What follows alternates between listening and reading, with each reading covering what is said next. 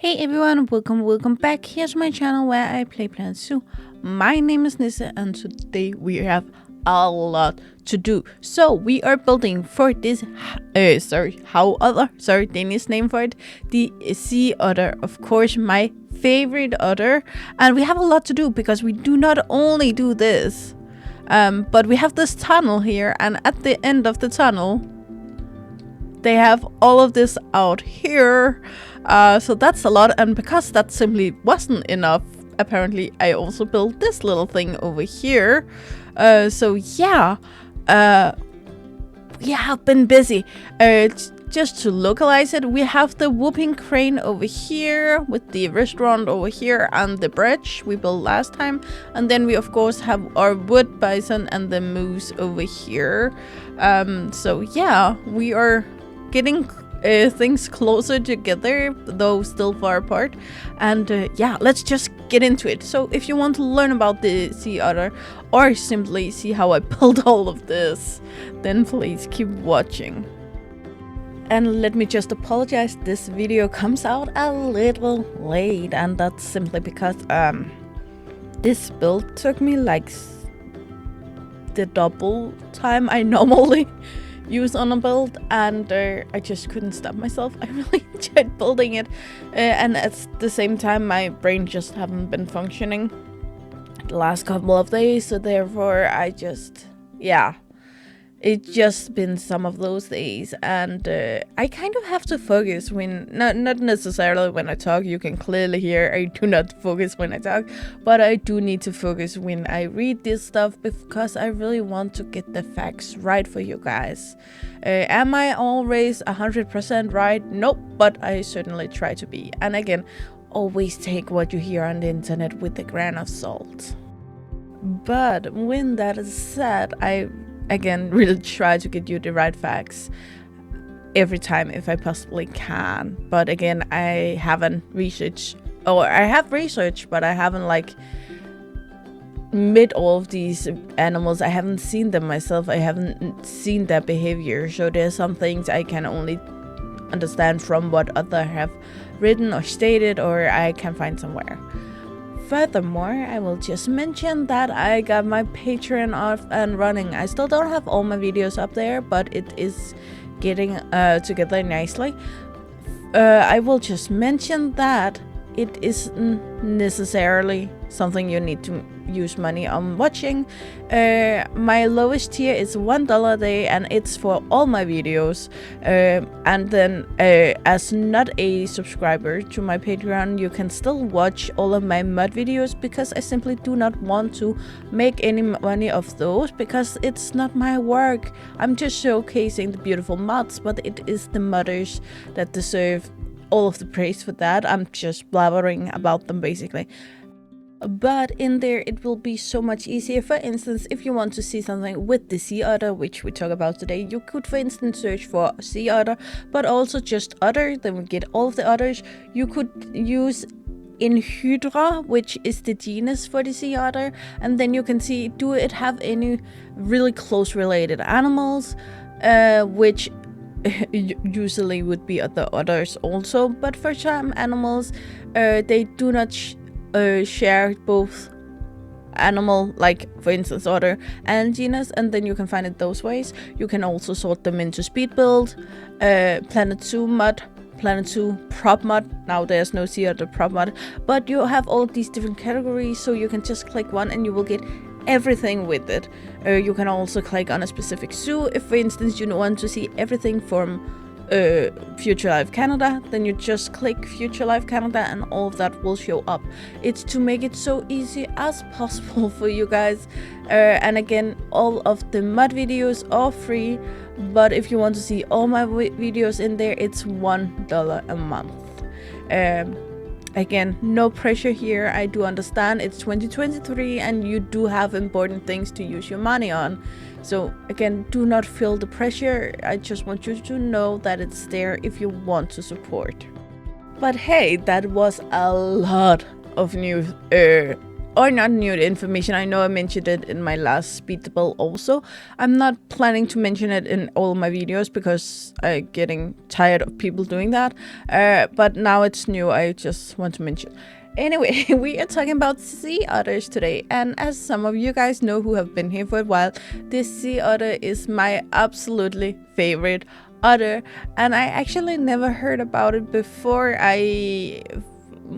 2-3 years ago, I visited the Blue Planet here in Denmark, which is a beautiful place.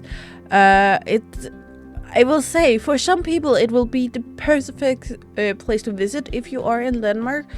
For some, it will be a waste of time because I think the sea otters is the only animal they have with fur. It's, again, the Blue Planet, so it is mostly fish and subaquatic animals, but they have like so many different fishes, and they have giant aquariums and small aquariums and every shape and size of things that live underwater, and it's beautiful. But that was certainly where I fell in love with these otters, and especially all otters are playful, all otters are beautiful, but the sea otter just hit my heart in a very specific way. And you know, some animals, the first time you see them, something just clicks in your heart and you just fall in love with them, and that's certainly what I did. I do believe that the ones that we have here in Denmark in the Blue Planet are from Canada, but I'm not completely sure and I couldn't find it on their website. So again, take it with a grain of salt. But yeah, these are of course otters, and they are from the Musselidae family. And as I already mentioned, the genus is Inhydra, which give it the Latin name Inhydra lutris. If you haven't figured it out yet, they are from the carnivora order because they are carnivores. Yeah, that's some things in these categories actually make sense. The population size is still fairly high. It's around 126,000 individuals, but keep in mind that they do live in the bloody oceans, and the oceans are big, though more so in the northern-ish area. They do live around Canada, Japan, Mexico, Russia, and United States. In the near Arctic and Palearctic by geographical realms, and to put it a little more into a way that normal people understand it, they stay within the temperate climate zones, but the more northern part of the temperate climate zones, close to the Arctic Circle. They do of course live in marine areas, ocean pelagic zones, estuaries, Nearctic zones, coastal area, and interior zones. So again, they have a few things to pick around, but again, they need the water and they need the big water. It's not a lot for them to have just a tiny stream of water like most otters would be fine with, but these are the big ocean sea otters. But then you may wonder, why do we build for the sea otter here in Future Life Canada, besides the fact that I just like it?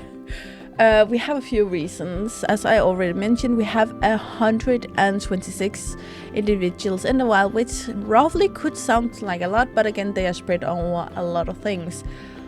But back in the 1700s, we had around 300,000 individuals, and that means in 300 years, the numbers have been dwindling to less than half. But that's not the big issue. The big issue that in the beginning of the 20th century, which means only 200 years after we had those big numbers, the numbers was all the way down to 2,000 individuals. So clearly the numbers have been going in the right direction. It is going better, But the sad thing is the reason the numbers were so low were simply because of humans over hunting them. Again, beautiful creatures, that doesn't mean we have to kill them. And basically the only reason I think we have even sea otters today is because of the North Pacific Fur Seal Treaty of 1911. I will mention that this was of course focusing on fur seals, but it did also take other animals into consideration. I will talk more about the treaty itself in my fur seal video. It will also come out within the next couple of weeks because of course we need fur seals in future Life Canada. But the thing is that this treaty was the first ever in the world international treaty for wildlife conservation and forerunner for many of the other conservation projects and international relationships that we have talked on before on my channel and will talk on about again and again and again on my channel, because this is the things that really save the animals. Again, just to make a random example, it doesn't help that we do not shoot the stork in Denmark. For instance, if when it flies south in default, someone is shooting it on the way there. We need to protect these kind of animals that moves around a lot, all the way in their range, and they do not stop at the country line. These animals are not Canadian, American, European, any in European countries, or Japanese, Australian, anything. These animals are animals, and their realms extend wide beyond any land area, and therefore we need to collectively work on helping these animals. And this treaty in 1911 were the first step to actually do this, because before this they already have seen in North America that they needed to protect the fur seals. Again, I will comment on it later on than their videos, but it was the first time where they had already years before worked on not allowing people to hunt them on their lands, but that just did mean that other country came and hunted them out in the open water. It's really rough to think about that you can do a lot to help an animal, but if your neighbors won't help, then it's not worth anything. When that's said, of course, it doesn't mean that you should stop help. It means that we just need more people to help. But let's talk a little bit about the habitat I'm building here. I'm not sure how realistic this habitat is, but it's something that I just love. I love when we see other habitats that have things that the otters can run through, run up, run down, and this is kind of the idea. What that was, that it would be like a giant, like a sewer like thing, but smaller. I wanted it much smaller initially because the others are smaller, but then I guess that it would be a good thing that the keepers could go through it to actually make it easier, because there's really no other way to get down in the water unless they want to swim all the way from the moose habitat through the whooping crane habitat, and that just seems counterproductive.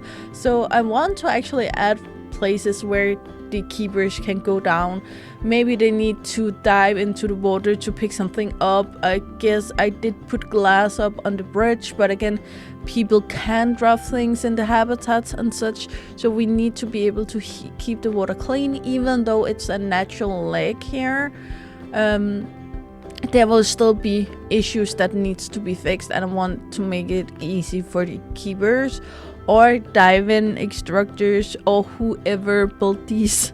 I want to make it easy for them to keep everything here clean and healthy for others.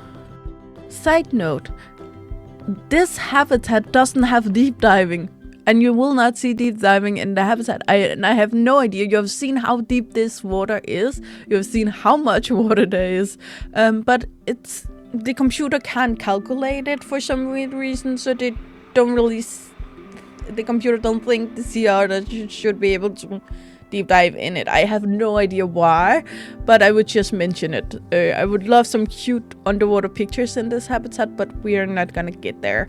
Furthermore, I will not put too many things in the water. I haven't done that in the other habitats either, and that's basically because we are in Canada. I have never seen under the water in Canada, but I have seen it in Denmark and Sweden and such. And up in north here, we don't really have corals. We don't really have these big, beautiful water plants or anything like that. We have a bit of what's it called, that seaweed, but that's about that. And even the kind of seaweed we have is boring in color. So I do not focus on the underwater part, even though it is one of my favorite parts to build because you can make it so beautiful, but not if we want to stay about this northern subarctic area. It doesn't take 5 minutes on the internet to know that otters love to play with things, and they like to really grab things and do things physically. Some animals like lions or something like that would be perfectly fine just having a nice warm rock to sleep on most of the day, but these otters actually need something to play with, something to be engaged with, and something to keep them entertained, because if you don't give them things to play with, they will find things to play with. And for instance, the water jets we have put in the tunnel, we don't want them to play with that, so we need plenty of other stuff. So we have plants in here, probably more than there would be in most other habitats, but this is simply so they have a lot they can grab and they can do things. They can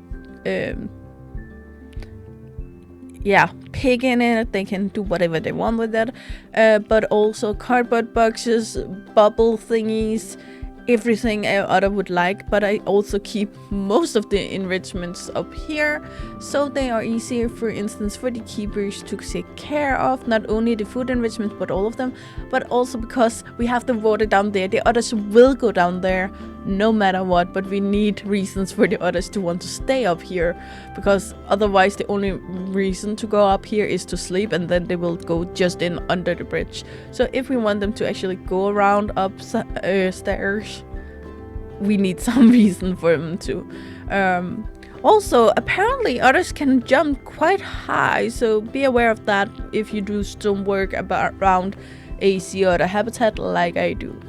We already talked about that we want the sea otter here, and I actually don't think ever I need to tell you that we want sea otters in the world, because of course we do. But we actually also need them to be here for a few reasons. They are very, very important in the ecosystems where they live, because they eat a lot of things that other animals also eat. For instance, mussels. A lot of animals eat mussels. We eat mussels. We all like mussels. It's great. They also eat invertebrates and a lot of different plants, and a lot of these smaller creatures in the world, and a lot of them, like crabs and such, have these really hard shells that a lot of animals can't get through, but the otters work with their small paws. They use rocks, they do whatever they need to just rip the thing open and eat the delicious smoothiness inside. Again, other animals also eat these animals, but the thing is, most animals that does that in the ocean, not in a lake, not in a tiny pond or something like that, in the ocean, most of them are birds. Most birds stay on top of water, maybe go out in the water, dip their beak in, get what they can get, and then take off. But animals that can actually dive down to the bottom of the ocean and then get up and open these hard shells in somewhere, those kinds of animals are actually limited. And this is where this animal is really, really important. As I don't think I need to tell you, nature needs balance. Nature is the symbol of balance is in a lot of different cultures, and that is simply because if we don't have balance in nature, then some things will die because other things will overgrow, and that's just how it is. So that's actually why we really do need them. Sea otters are also one of the only animals I ever heard about that actually can use trash in the oceans as something useful. And yes, you heard that right. I actually told about this before in another video wearable for them, but their babies do not swim as well as their adult, but because they are sea otters and their seas are big, they can't simply just let their babies stay at home or something like that when they go out and hunt. So instead they will bring them, wrap them up in seaweed, trash, whatever they can find, to make a little cradle for the babies, so the babies can stay on top of water and just float around in that. They will wrap them up in them, not simply place them on it, but wrap them up in it to make sure that the babies are safe on top of the water. They can deep dive down, get their food, and get up, feed their babies, and take their babies out of the trash again. I do not like the idea that they actually rub out their babies in trash, but I do like the idea of them simply taking something they found and make it very useful for them. And again, I think we need more creatures in the world that are better and better at that, because it's simply useful. And if we humans could learn something about that, maybe we wouldn't ruin the world around us. Nowadays we are still we are not. Some people are certainly still working to help the sea otters around the world. One being Canada. On Canada CA, there is this beautiful, I'm not sure it's an article, but it's more so a management plan for the sea otters. It will of course be linked below, along with Animalia and along with NOAA, where I found an article about the Treaty of 1911. So there's a lot for you to read, of course, if you want to.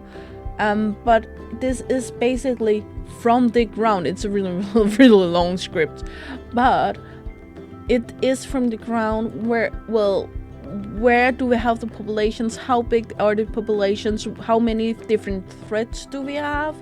And what are those threats? What are worst consequences of those threats? For instance, here it says pollutions. They can go extinct. And how bad is it? It's widespread. Then we have general threats, which is transport of oil and use of hydrocarbons to fuel vessels. It's split into occurrence, which is anticipated, and frequency, which is recurrence.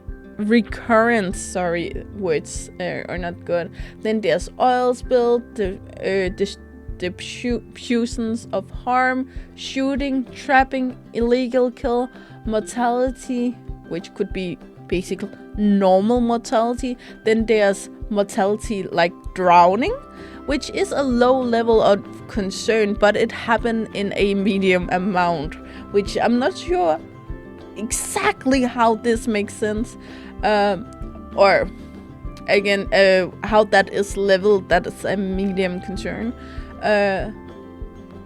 but there's a lot in here, and I simply cannot mention it all because there's so many things that are being taken into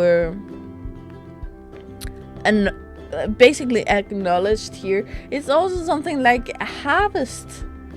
A harvest can actually harm the sea otters, because if you ever through a tractor through a field like I have, a lot of animals suddenly, if you are harvesting or something like that, are hiding inside of the wheat or the barley or whatever you are harvesting. A lot of animals are hiding in there, and you probably won't see it before they either run away or it's too late. And that's just facts, and it's something that a lot of people really don't think about. But my thing is, I will really recommend that if you want to know more about these things, then this plan is really useful. It does have like a list where you can jump backwards and forwards through things and find exactly where you want, because there's also like broad strategies and conservation measures where they actually go in and measure where do we need to strike, what do we need to do, and then they split up into, for instance, actions already completed or current on the way, and then they have more broader strategies and conservation measures. So again, this is a plan that actually goes in and try to attack the problem for all possible angles. And again, I cannot state enough how important this kind of crossing help for animals is, because again, we can agree they need help, but we need to do it as a broader spectrum. And again, if we just stop hunting them, which is a good idea, well, it won't bring them back if there simply isn't food enough for them. So again, we need all of these things to work. We also need to make sure that the oceans are clean, that they don't accidentally swallow anything or get stuck in anything that they can't get out of themselves. Very, very important things. If you ask me, I don't want to go into too many details in this, because simply I do not have the time, and furthermore, I do think you will get more out of reading this on your own, because it simply is a lot, and I don't want to mispronounce too many things. I don't want to presume some things or anything that can fuck this up. Anyway, I'm gonna jump a little back to the build here. You can see we have this small shopping carts, and I actually kind of want these specific things. I know we already have a restaurant, but these things I wanted to be more so like shops that local farmers, for instance, could rent, local fishermen that use proper ways of fishing, of course, could sell stuff on these, and it would help the local populations of humans and the both local but also far away populations of animals at the same time, which I think would be a wonderful gesture. However, everything that's left to do at this point is simply to enjoy the cinematics. I will jump in afterwards just to say goodbye, but otherwise enjoy this. And again, links below, Patreon below, my Instagram below. I'm asked to use it, but it is below if you want to do it. And again, also the Sea Otter Mod if you want to get that, how to install it, all of the good things down below.